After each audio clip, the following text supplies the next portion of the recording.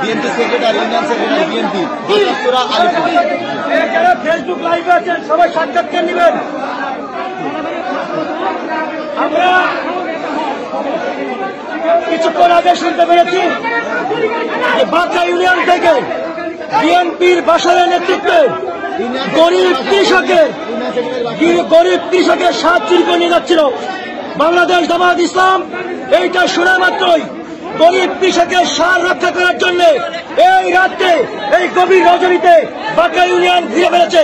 আপনারা দেখতে পাচ্ছেন সেই সার জামায়াত ইসলামের সহযোগিতায় উদ্ধার করে কাউন্সিলে ফেরত নিয়ে আসা হয়েছে। আমরা এই কাউন্সিলের যিনি সচিব ওনার পদত্যাগ দাবি করছি, গ্রেপ্তার করে দৃষ্টান্তমূলক শাস্তি দাবি করছি। আমরা ইতিমধ্যে জেনে গেছি উনি আর নিরপেক্ষ নেই, বিএনপির দালালি করতেছে। আমরা এমন দালাল সেক্রেটারি চাই না। আল্লাহ হাফেজ।